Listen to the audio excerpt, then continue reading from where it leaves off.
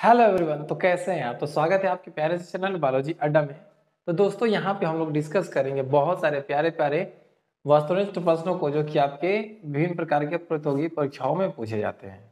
चाहे वो आपका बीपीएससी हो, चाहे आपका एसएससी हो, चाहे आईएएस पीसीएस, स्टेट पीसीएस, ये सभी जो एग्जाम होते हैं उसमें बायोलॉजी के प्रश्न पूछे जाते हैं। तो दोस्तों यहाँ पे हम उन्हीं सभी प्रश्नों को देखेंगे। तो सबसे पहले बात करते हैं, जो आज का हमारा पहला प्रश्न है वह है कि बेरी-बेरी रोग किस विटामिन की कमी के कारण होता है। तो दोस्तों अगर आपको इस प्रश्न का जवाब पता है तो आप कमेंट बॉक्स में जरूर कमेंट कीजिएगा। चलिए देखते हैं इसके आंसर को।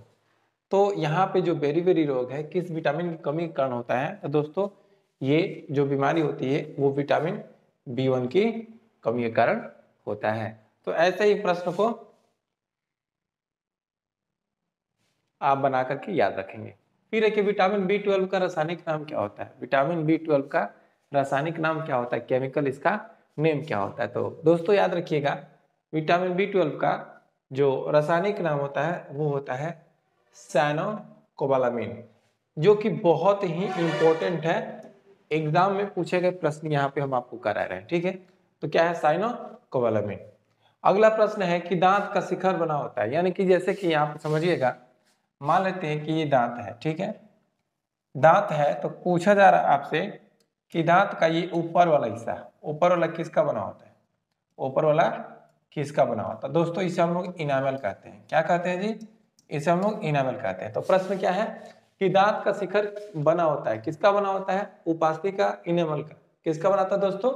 वो इनेमल का बना होता है, या इसे हम लोग इनामल भी कहते हैं। अगला प्रश्न आपके सामने है कि स्कर्वी रोग किस विटामिन की कमी के कारण होता है। तो देखिए दोस्तों, स्कर्वी रोग जो होता है वो विटामिन सी की कमी के कारण होता है, विटामिन सी की कमी के कारण होता है। अगले प्रश्न की ओर बढ़ते हैं तो देखिएगा कि पेप्सिन होता है। क्या पेप्सिन एक हार्मोन है, एंजाइम है, विटामिन है कि पोषक तत्व है? तो दोस्तों देखिएगा, ना ही यह एक हार्मोन है, ना ही एक पोषक तत्व है, ना ही कोई विटामिन है। तो दोस्तों यह है क्या? तो यह एक एंजाइम है। और ध्यान दीजिएगा, ये जो एंजाइम है यह हमारे गैस्ट्रिक ग्लैंड, गैस्ट्रिक यानी जो हमारा पेट होता है उसमें एक ग्रंथि पाई जाती है जिसको हम लोग जठर ग्रंथि कहते हैं, जठर ग्रंथि कहते हैं। और इसी जठर ग्रंथि के द्वारा ये हार्मोन क्या होता है, स्रावित हार्मोन, सॉरी, ये एंजाइम स्रावित होता है जठर ग्रंथि के द्वारा, ठीक है। अगला प्रश्न की ओर बढ़ते हैं। तो अगला प्रश्न हमारा है कि वो कौन सा तत्व है जो दंत इनेमल को कठोर बनाता है। अब दोस्तों एक बात समझिएगा, ये क्वेश्चन में आप कंफ्यूज होकर के आंसर को गलत कर देंगे। आप फटक से कैल्शियम को आप क्या कर देंगे, टिक कर देंगे। बट ध्यान दीजिएगा, अगर हम बात करते हैं दांत का, देखिएगा दांत की बात करते हैं तो दांत किसका बना होता है, कैल्शियम फॉस्फेट का, कैल्शियम फॉस्फेट का बना होता है दांत, CA3PO4 का होल ट्वाइस। ये है कैल्शियम फॉस्फेट और इसी से आपका दांत बना होता है। लेकिन यहाँ पे प्रश्न क्या पूछ रहा है, इसको ध्यान देना है। प्रश्न पूछ रहा है कि वह कौन सा तत्व है जो दंत इनामल यानी कि जो दांत का इनामल है उसको कठोर बनाता है। तो दोस्तों याद रखिएगा, बहुत ही महत्वपूर्ण तत्व है, वो है फ्लोरीन। क्या है दोस्तों? फ्लोरीन है। क्या है? फ्लोरीन है, जो कि क्या करता है, आपके दांत को, जो दांत का सबसे ऊपर वाला हिस्सा है उसको मजबूत बनाता है, ठीक है। चलिए अगले प्रश्न को देखते हैं। अगला प्रश्न है कि डीएनए में होते हैं, डीएनए में होते हैं मतलब कि पूछा जा रहा है कि डीएनए किससे बना होता है। सिंपल से एक बात समझिए, एमिनो एसिड, याद रखेंगे एमिनो एसिड से बनता है आपका प्रोटीन बनता है, ठीक है। पेप्टाइड और पेप्टोन ये भी प्रोटीन के ही हिस्से हैं। किसके हिस्से हैं दोस्तों? ये भी प्रोटीन के हिस्से हैं। अब रह गया न्यूक्लियोटाइड्स, न्यूक्लियोटाइड्स। तो दोस्तों आपको बता दें कि डीएनए में क्या प्रेजेंट होते हैं, तो डीएनए में आपके उपस्थित होते हैं न्यूक्लियोटाइड्स। अब एक बात को समझिएगा, अब यहां पे देखिए जैसे क्या होता है कि शुगर होता है, शुगर होता है, फिर नाइट्रोजन बेस होता है, नाइट्रोजन क्षारक, फिर फॉस्फेट होता है।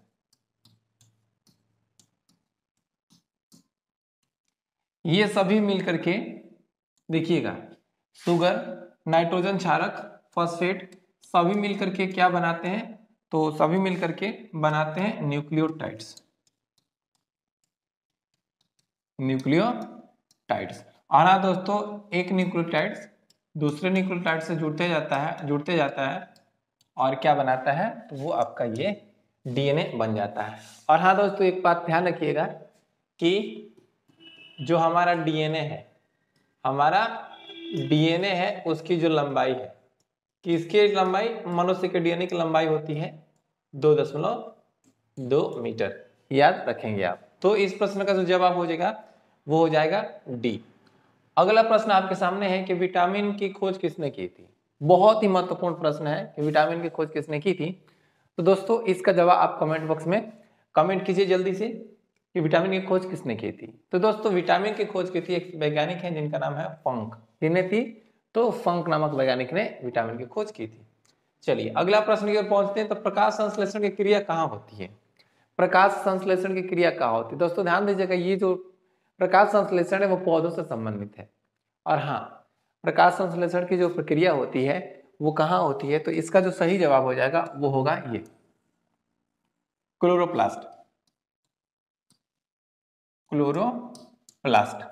आप देखिएगा, क्लोरोप्लास्ट को हम लोग हरित लवक कहते हैं, हरित लवक कहते हैं, ठीक है। और जो क्लोरोप्लास्ट है इसे हम लोग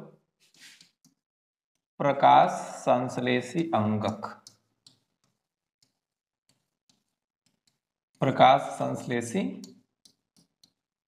अंगक के नाम से भी जानते हैं। तो दोस्तों इस प्रश्न का जो सही जवाब हो जाएगा वो हो जाएगा क्लोरोप्लास्ट।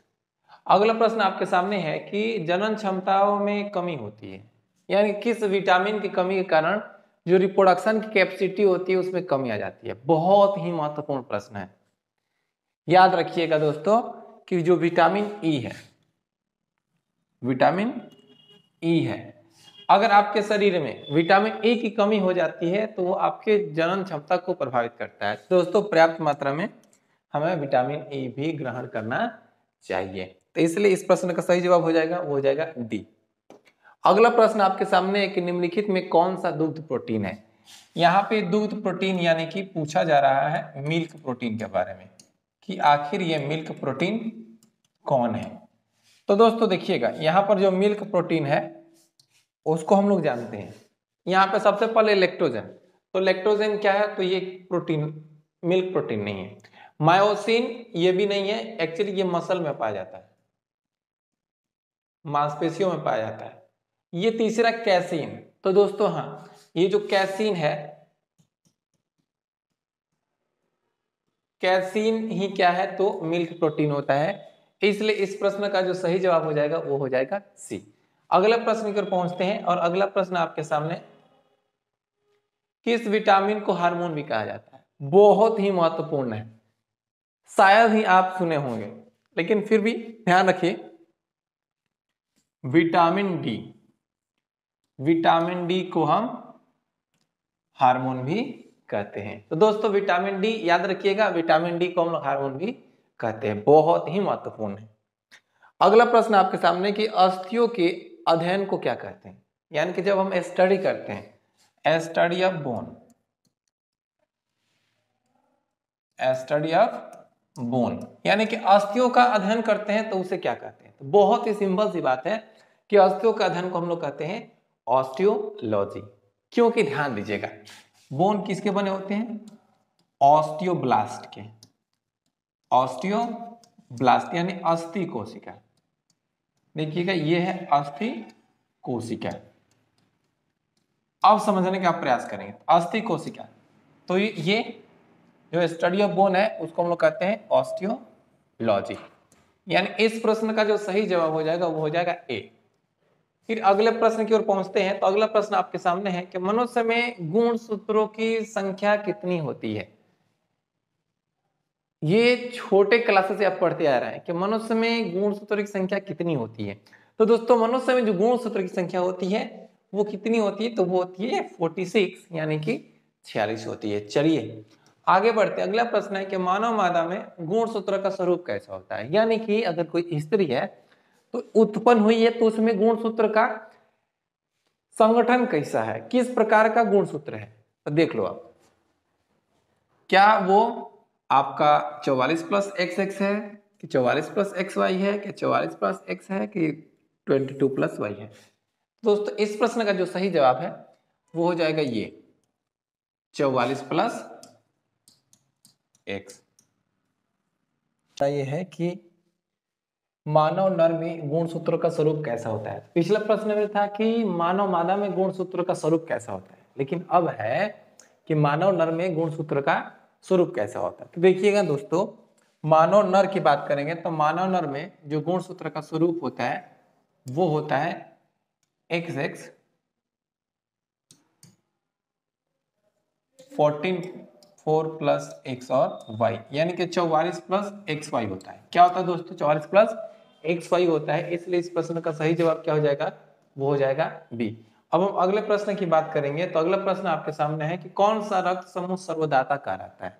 यानी कि यहाँ पे कहने का मतलब है कि कौन सा ब्लड ग्रुप है जो कि सभी व्यक्तियों को अपना खून दे सकता है। यानी कि कौन ऐसा व्यक्ति हो जाएगा जो सभी व्यक्ति को अपना खून दे सकता है, उसको सर्वदाता कहते हैं। तो ध्यान रखिएगा, blood group O, blood group O को हम लोग सर्वदाता कहते हैं। क्या कहते हैं दोस्तों, सर्वदाता कहते हैं। फिर आपके सामने अगला प्रश्न है सर्वग्राही, यानी कि कौन सा रक्त है या कौन से रक्त समूह का रक्त है जो सभी प्रकार के रक्त समूह के रक्त को ग्रहण कर सकता है। तो दोस्तों देखिएगा, तो इसका सही जवाब है वो है AB, यानी कि AB किसी भी व्यक्ति से रक्त को ग्रहण कर सकता है। अब अगला प्रश्न देखते हैं। अगला प्रश्न है कि कोशिका की खोज किसने किया था। बहुत ही महत्वपूर्ण प्रश्न है, एग्जाम में पूछे जा चुके हैं कि कोशिका का खोज किसने किया था। तो देखिएगा, कोशिका का खोज करने वाले जो वैज्ञानिक हैं उनका नाम है रॉबर्ट हुक। रॉबर्ट हुक, यानी कि रॉबर्ट हुक ने कोशिका का खोज किया था। फिर यहाँ पे अगले प्रश्न की बात करते हैं। तो अगला प्रश्न है कोशिका विज्ञान के जनक कौन है, यानी कि फादर ऑफ, देखिए कोशिका विज्ञान यानी कि हम लोग इसे इंग्लिश में साइटोलॉजी कहते हैं। यानी कि पूछा जा रहा है साइटोलॉजी यानी कोशिका विज्ञान के जनक कौन है। तो दोस्तों कोशिका विज्ञान के जो जनक हैं वो है रॉबर्ट हुक। कौन है, रॉबर्ट हुक। अब यहाँ पे थोड़ा सा ध्यान दीजिए, अरस्तु की बात करेंगे तो ये बायोलॉजी के जनक हैं, थियोफ्रेस्टस बोटनी के जनक हैं और रॉबर्ट ब्राउन ने न्यूक्लियस की खोज की थी। तो दोस्तों यहाँ पे